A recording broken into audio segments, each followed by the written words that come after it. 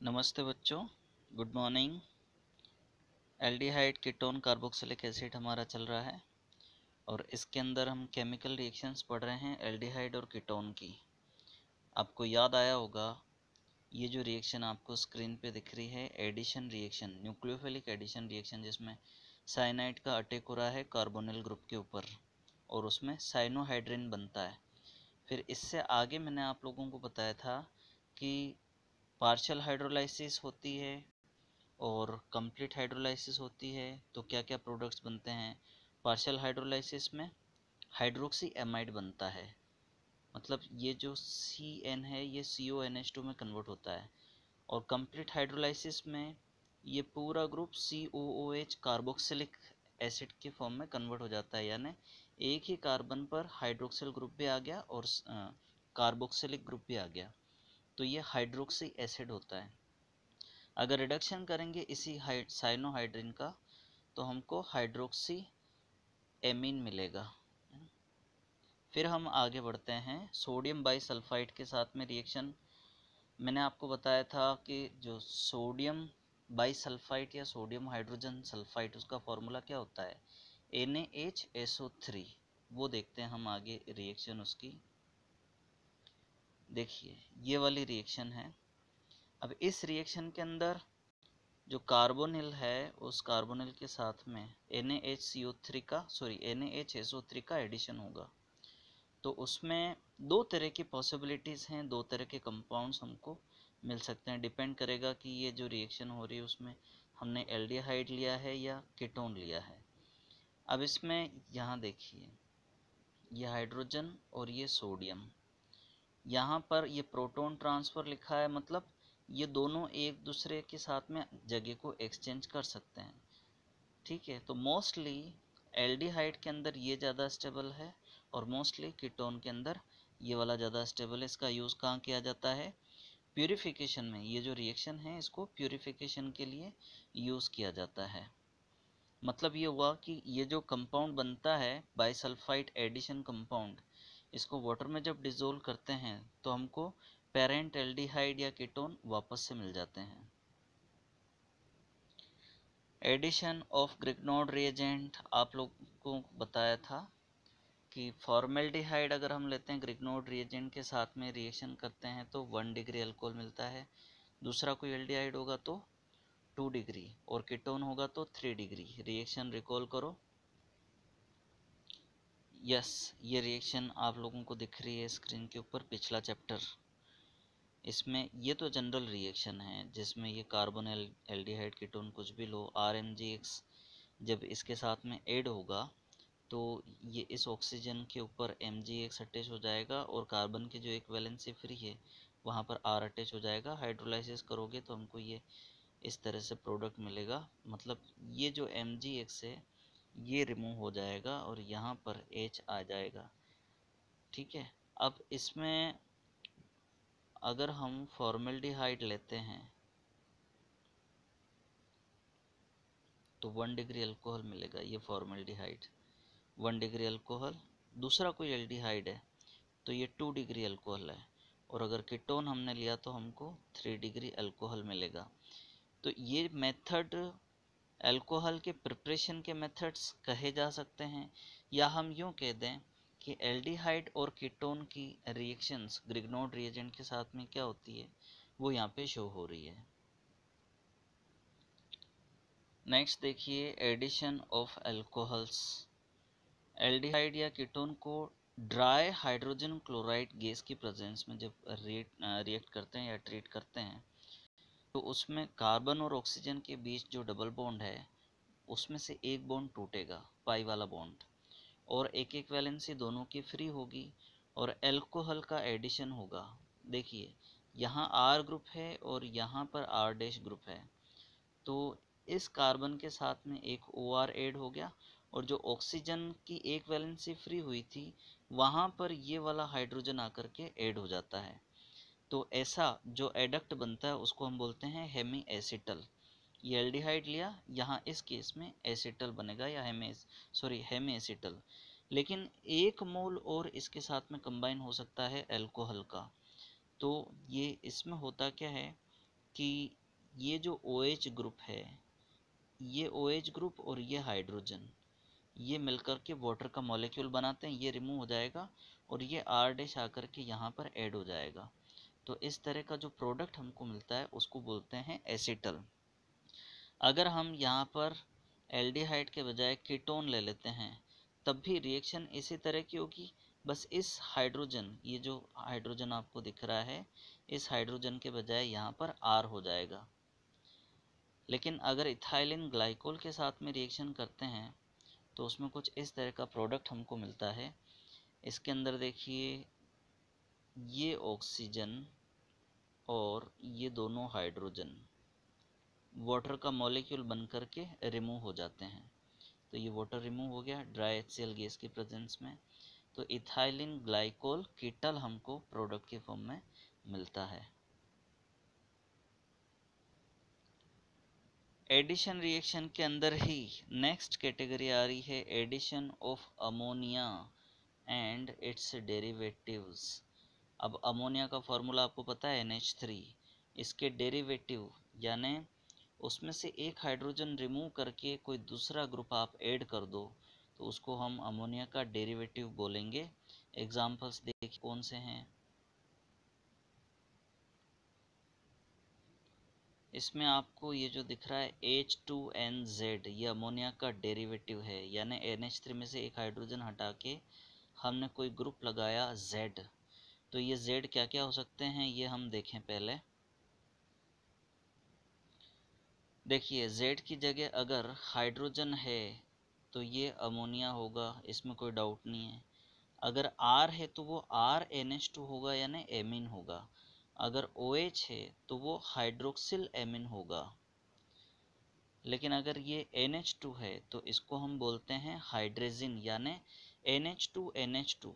ये जो NH2 है इसके साथ में एक और NH2 लगा दो तो ये हाइड्रेजिन होगा।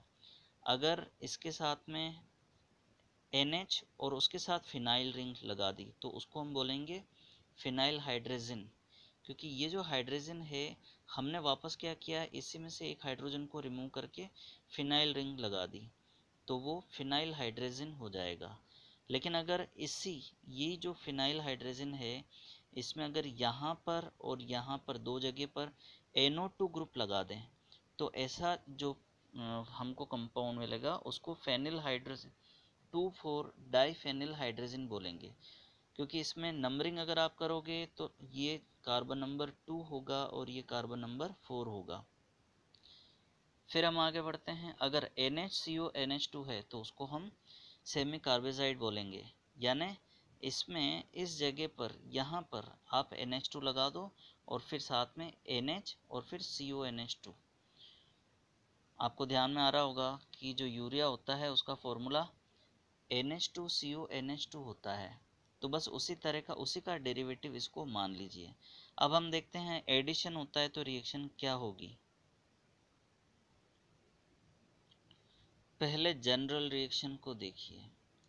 कार्बोनिल कंपाउंड हमने लिया तो उसमें ये जो अमोनिया के डेरिवेटिव का हाइड्रोजन है ये इस ऑक्सीजन के साथ में मिलकर के वाटर का मॉलिक्यूल बनकर के रिमूव हो जाएगा। लेकिन उससे पहले ये एक एडक्ट बनाता है, इसको जब आप हीट करते हैं तो इस तरह का हमको डेरिवेटिव मिलता है।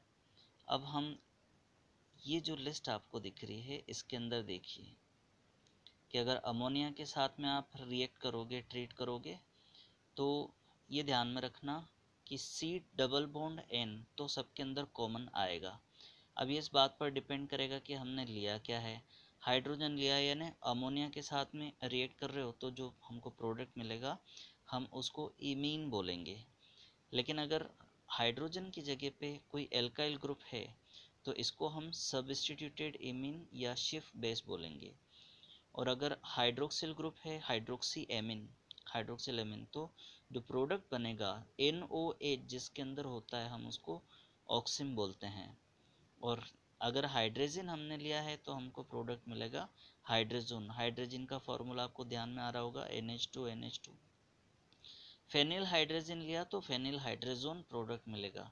लेकिन अगर 2,4 डाइनाइट्रोफेनिल हाइड्रोजन लिया है, इसको शॉर्ट में 2,4-DNP भी बोला जाता है, तो हमको 2,4-डाइनाइट्रोफेनिल हाइड्रोजन मिलेगा। बच्चों ये ध्यान रखना, कार्बोनिल ग्रुप को आइडेंटिफाई करने के लिए ये 2,4-DNP टेस्ट लेबोरेटरी के अंदर लगाया जाता है। आप जब फंक्शनल ग्रुप की एनालिसिस करेंगे तो एल्डिहाइड और कीटोन को पहचानने के लिए भी आपको 2,4-DNP टेस्ट लगाना पड़ेगा। फिर सेमी कार्बेजाइड के साथ में रिएक्शन करोगे तो हमको प्रोडक्ट सेमी कार्बेजोन मिलेगा।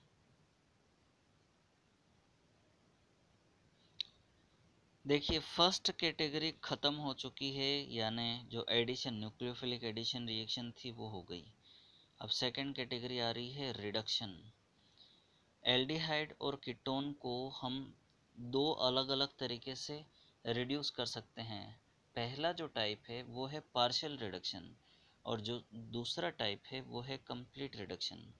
पार्शियल रिडक्शन के अंदर क्या होगा, हाइड्रोजन तो ऐड होगा लेकिन ऑक्सीजन रिमूव नहीं होगा, और ये इसके अंदर प्रोडक्ट हमको मिलता है अल्कोहल। ये रिएक्शन लास्ट ईयर नहीं सॉरी इसी क्लास के अंदर पिछले चैप्टर के अंदर पढ़ चुके हैं। देखते हैं वो रिएक्शन जिसमें अल्कोहल बनता है। अल्कोहल बनाने के जो मेथड्स हमने पढ़े थे उसके अंदर मैं रिकॉल करता हूँ। ये देखिए पिछला जो चैप्टर है उसके अंदर, हालांकि ये रिएक्शन हम 11th में भी पढ़ चुके हैं हाइड्रोकार्बन वाले चैप्टर के अंदर। अब इसमें जो कार्बोनिल कंपाउंड्स है उनको जब आप रिड्यूस करोगे सोडियम बोरोहाइड्राइड या फिर लिथियम एल्यूमिनियम हाइड्राइड के साथ में, तो अगर एल्डिहाइड हम लेते हैं तो हमको 1 डिग्री या 2 डिग्री अल्कोहल मिलते हैं, सॉरी 1 डिग्री अल्कोहल मिलते हैं। अगर हम कीटोन लेते हैं तो हमको 2 डिग्री अल्कोहल मिलते हैं। एल्डिहाइड के केस में 1 डिग्री अल्कोहल और कीटोन के केस में हमको 2 डिग्री अल्कोहल्स मिलेंगे।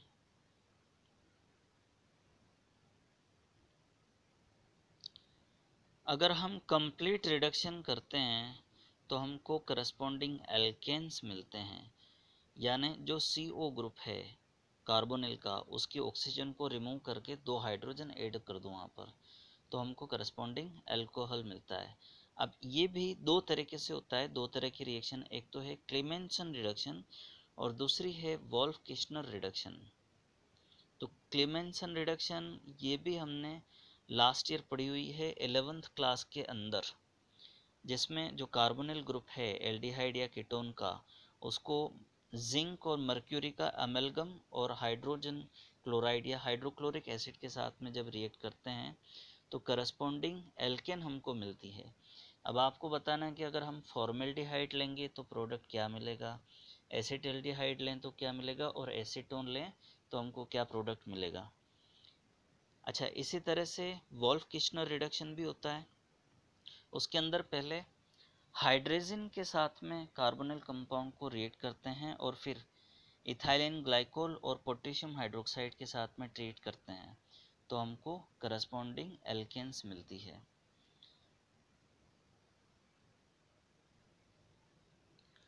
नेक्स्ट रिएक्शन है ऑक्सीडेशन। आपको पता है ऑक्सीडेशन क्या होता है, आइदर एडिशन ऑफ ऑक्सीजन और रिमूवल ऑफ हाइड्रोजन। तो अल्कोहल फिनोल वाले केस में भी आप लोगों को याद आया होगा ऑक्सीडेशन रिएक्शन हमने पढ़ी थी। अगर अल्कोहल को माइल्ड ऑक्सीडाइजिंग एजेंट जैसे PCC और क्रोमिक ऑक्साइड वगैरह इनके साथ में अगर ट्रीट करते हैं तो एल्डिहाइड या कीटोन बनते हैं, और अगर स्ट्रोंगर ऑक्सीडाइजिंग एजेंट लेते हैं तो अल्कोहल से पहले एल्डिहाइड कीटोन बनता है और उससे फर्दर ऑक्सीडेशन होता है तो कार्बोक्सिलिक एसिड बनता है। यहाँ पर भी हम देख सकते हैं एल्डिहाइड और कीटोन, उसको हम strong oxidizing agent potassium permanganate है या पोटेशियम डाइक्रोमेट है उनके साथ ट्रीट करेंगे तो करस्पॉन्डिंग कार्बोक्सिलिक एसिड हमको मिलेंगे। हाँ इसमें जो एल्डिहाइड्स हैं उनको माइल्ड ऑक्सीडाइजिंग एजेंट से भी ऑक्सीडाइज किया जा सकता है, जैसे फेलिंग या टॉलेंस जो टेस्ट होते हैं इसके बारे में हम आगे देखेंगे। पहले हम ये देखते हैं कि अगर RCHO जैसे एक रिएक्शन दिख रही है आपको, एल्डिहाइड हमने लिया तो उसमें RCOOH ये प्रोडक्ट हमको मिलता है। ये एक जनरल रिएक्शन है। तो ये एल्डिहाइड में तो कोई प्रॉब्लम नहीं, लेकिन अगर कीटोन हम लेते हैं तो उसमें रिएक्शन किस तरह से होगी ये हम देखते हैं। देखिए यहाँ पर आपको एक ये कीटोन दिख रहा है, इसके अंदर ये वाला R ग्रुप और ये वाला R ग्रुप दोनों डिफरेंट हैं, यानी ये वाला R डैश है। अब अगर हम ऑक्सीडाइजिंग एजेंट यूज़ करते हैं तो 4 तरह के हमको कार्बोक्सिलिक एसिड यहाँ मिलेंगे, डिपेंड करेगा कि बॉन्ड कौन सा टूटता है। अगर यहाँ आपको दिख रहा है कार्बन नंबर 1 और कार्बन नंबर 2 जो नंबरिंग डाली हुई है, ये बॉन्ड अगर टूटेगा तो इसमें ये वाला जो CH2 ग्रुप है वो भी कार्बोनिल ग्रुप के अंदर कन्वर्ट हो जाता है। तो एक तो हमको मिलेगा RCOOH यानी ये वाला। फिर इसी बॉन्ड्स के टूटने से हमको ये वाला पार्ट भी मिला, तो इसके अंदर ये वाला जो CH2 रिटेन रहेगा और ये जो कार्बोनिल है इसके साथ में एक हाइड्रोक्सिल ग्रुप और ऐड हो जाएगा, तो हमको प्रोडक्ट क्या मिलेगा, R-CH2COOH। तो एक तो ये हो गया। अब अगर बॉन्ड ये वाला टूटता है कार्बन नंबर 2 और 3 के बीच वाला, तो हमको प्रोडक्ट क्या मिलेगा, यहाँ पर ये CH2 ग्रुप कार्बोनिल के अंदर कन्वर्ट हो जाएगा, तो R-COOH ये वाला हमको मिलेगा प्रोडक्ट। और अगर अच्छा ये वाला जो पार्ट हमको मिला उसमें क्या होगा, ये कार्बोनिल ग्रुप हाइड्रोक्सिल के साथ में कंबाइन होकर के RCH2COOH ये वाला हमको प्रोडक्ट मिलेगा। तो इस तरह से हमको ये 4 डिफरेंट तरह के कार्बोक्सिलिक एसिड मिलेंगे। अगर मान लो कि ऐसा हो कि ये दोनों ही ग्रुप सेम हो ये वाले, तो उसमें केवल हमको 2 तरह के ही कार्बोक्सिलिक एसिड मिलेंगे। अब ऑक्सीडेशन रिएक्शन वाली कैटेगरी में ही हम आगे देखते हैं टोलेंस टेस्ट। ये टेस्ट क्या है, एल्डिहाइड और कीटोन को डिस्टिंग्विश करने के काम में आता है। और फेलिंग टेस्ट भी इसी में यूज़ किया जाता है एल्डिहाइड और कीटोन को। ये दोनों टेस्ट एल्डिहाइड्स देते हैं लेकिन कीटोन नहीं देते हैं। मान लो कि आपको 2 टेस्ट ट्यूब दी और उनके अंदर कुछ कंपाउंड दिए हैं, आपको ये बताया गया है कि एक टेस्ट ट्यूब के अंदर एल्डिहाइड है और दूसरी टेस्ट ट्यूब के अंदर कीटोन है, लेकिन आपको नहीं पता है कि किस में एल्डिहाइड है और किस में कीटोन है, वो पता लगाना है। तो आप या तो टोलेंस टेस्ट लगा लो या फिर फेलिंग टेस्ट लगा लो। टोलेंस टेस्ट इसको हम सिल्वर मिरर टेस्ट भी बोलते हैं, इसकी खासियत है। अब ये टोलेंस रिएजेंट क्या होता है ये हम देखें। अमोनिकल सिल्वर नाइट्रेट का जो सॉल्यूशन होता है उसको हम टोलेंस रिएजेंट बोलते हैं। या आप यूँ कह दो कि जो अमोनिया का सॉल्यूशन यानी अमोनियम हाइड्रोक्साइड होता है उसके अंदर सिल्वर नाइट्रेट को डिसोल्व करते हैं तो हमको एक कॉम्प्लेक्स मिलता है। उस कॉम्प्लेक्स का IUPAC नेम है diammine silver first hydroxide. तो वही जब आयोनाइज होता है एक्वस सॉल्यूशन के अंदर तो हाइड्रोक्साइड रिमूव हो जाता है, ये हाइड्रोक्साइड रिमूव हो गया तो ये वाला आयन मिलता है। ये आयन एल्डिहाइड के साथ में जब रिएक्शन करता है तो करस्पॉन्डिंग सॉल्ट का हमको एनायन मिलता है और साथ में सिल्वर मिलता है। ये सिल्वर एक तरह से जो ग्लास की टेस्ट ट्यूब है उसके साथ में अगर आप देखोगे तो सिल्वर मिरर हमको दिखेगा। तो एक ये रिएक्शन हो गई। इसी तरह से हम सेकंड रिएक्शन देखें, फेलिंग टेस्ट। अब फेलिंग टेस्ट में हम फेलिंग सॉल्यूशन यूज़ करते हैं। फेलिंग सॉल्यूशन 2 तरह के होते हैं, फेलिंग सॉल्यूशन A और B। ए के अंदर तो कॉपर सल्फेट का एक्वस सॉल्यूशन होता है और बी के अंदर रोशेल सॉल्ट उसका सॉल्यूशन होता है एल्केलाइन। अब रोशेल सॉल्ट क्या है, ये सोडियम पोटेशियम का टार्ट्रेट होता है। तो जब रिएक्शन करनी होती है तो ए और बी दोनों फेलिंग सॉल्यूशन को एक टेस्ट ट्यूब में मिक्स करके और उसके बाद में वो कंपाउंड ऐड किया जाता है। अगर वो एल्डिहाइड है तो रेडिश ब्राउन पीपीटी हमको मिलता है, जैसे यहाँ रिएक्शन के अंदर आप देख रहे हो। और करस्पॉन्डिंग कार्बोक्सिलिक एसिड का एनाइन यानी RCOO नेगेटिव ये भी हमको मिलेगा। तो करस्पॉन्डिंग एनाइन हमको मिला और ये जो क्यूप्रिक आयन है यानी Cu2 पॉजिटिव, ये क्यूप्रस ऑक्साइड के अंदर कन्वर्ट हो जाता है। ये ध्यान रखना, इसके अंदर Cu प्लस है ना कि Cu2 प्लस।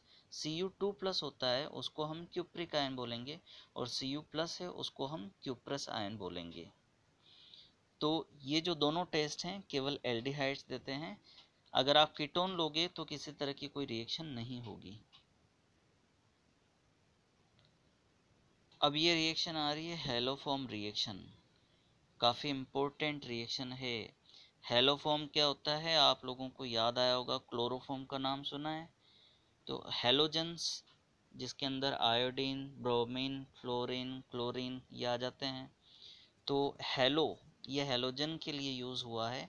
हेलोफॉर्म जो CH3 कंपाउंड होता है उसको हम हेलोफॉर्म बोलते हैं। अब X की जगह पे कोई सा भी हेलोजन लगा दो, अगर आयोडीन है तो CHI3 होगा, उसको हम आयोडोफॉर्म बोलते हैं। ये बात माइंड में रखना कि जो आयोडोफॉर्म है वो येलो कलर का होता है और सॉलिड फॉर्म में होता है, जबकि CHCl3 क्लोरोफॉर्म है वो लिक्विड फॉर्म में होता है। तो ये जो हेलोफॉर्म रिएक्शन है ये कौन से एल्डिहाइड और कीटोन्स देंगे, ये बात माइंड में रखना।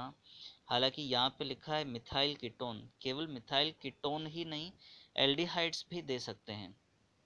तो ऐसे एल्डिहाइड और कीटोन जिनमें कार्बोनिल ग्रुप के साथ में एक मिथाइल ग्रुप कम से कम लगा हुआ हो, दोनों तरफ मिथाइल ग्रुप हो तब भी ये टेस्ट देंगे। यानी कौन से वाले, ये देखिए ये लाइन क्या लिखी है, aldehydes and ketones having at least one methyl group link to the carbonyl carbon, that is methyl ketone या एल्डिहाइड भी हो सकता है, are oxidized by sodium hypohalite. अब सोडियम हाइपोहेलाइट क्या है, NaOX, उसको हम सोडियम हाइपोहेलाइट बोलते हैं। और ये कैसे बनता है, जैसे कि आप NaOH और X2 उनकी रिएक्शन आपस में होगी तो ये बनता है। अब ये रिएक्शन देखिए, इसके अंदर RCOCH3 एक तरह का ये कीटोन है, इसमें ये वाला जो ग्रुप है ये होना कंपलसरी है। तो ये सोडियम हाइपोहेलाइट के साथ में जब रिएक्शन करेगा तो करस्पॉन्डिंग सोडियम सोल्ट बनता है और CHX3 बनता है। अब यहाँ पे क्लोरीन, ब्रोमीन, आयोडीन हो सकता है लेकिन फ्लोरीन नहीं होता है। एक खास बात देखना कि अगर मान लो कि उस चेन के अंदर कहीं पर अनसेचुरेशन है, उस पर किसी तरह का कोई इफेक्ट नहीं पड़ेगा।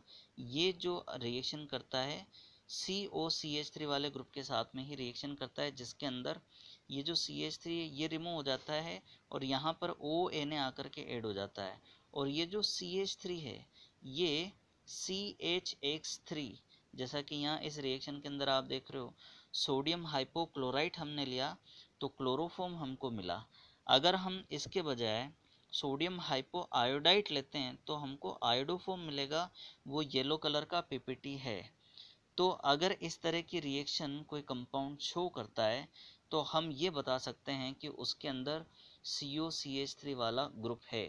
ध्यान देना, ये एल्डिहाइड भी हो सकता है। जैसे यहाँ जो R है, R के बजाय अगर आप हाइड्रोजन ले लेते हो तो ये एसिटाल्डिहाइड यानी इथेनॉल हो जाएगा। तो ये भी इस तरह की रिएक्शन देगा, आयोडोफॉर्म है या क्लोरोफॉर्म है या हेलोफॉर्म है, वो वाली रिएक्शन। अच्छा, एक और ख़ास बात इम्पोर्टेंट है, ये बात माइंड में रखना कि अगर यहाँ पर ऐसा हो कि ये जो CH3 आपको दिख रहा है और यहाँ पर CHOH ग्रुप है यानी अल्कोहल है, यानी सेकेंडरी अल्कोहल है जिसमें एक तरफ CH3 ग्रुप लगा हुआ है, तो ये भी आयोडोफॉर्म टेस्ट दे सकते हैं। ध्यान देना, क्लोरोफॉर्म टेस्ट नहीं देंगे, ब्रोमोफॉर्म टेस्ट नहीं देंगे, लेकिन आयोडोफॉर्म टेस्ट दे सकते हैं। रीज़न क्या है, क्योंकि इसमें ये जो सोडियम हाइपो आयोडाइड होता है तो ये जो CHOH ग्रुप है उसको, उसमें से हाइड्रोजन को रिमूव करता है, यानी उसको ऑक्सीडाइज कर देता है कार्बोनिल ग्रुप के अंदर। तो पहले हमको जो प्रोडक्ट मिलता है वो जो सेकेंडरी अल्कोहल है वो पहले इसके अंदर कन्वर्ट होगा और उसके बाद में फर्दर रिएक्शन करेगा तो हमको आयोडोफॉर्म मिलेगा। तो अभी ऑक्सीडेशन वाली रिएक्शन जो हैं वो फिनिश हो चुकी हैं। फिर अल्फा हाइड्रोजन वाली रिएक्शन आएगी, वो हम नेक्स्ट वीडियो के अंदर देखेंगे। Thank you very much. आप लोग नोट्स बनाइएगा और मुझे सेंड कीजिएगा। कमेंट बॉक्स में आप अपनी अटेंडेंस ज़रूर दीजिए।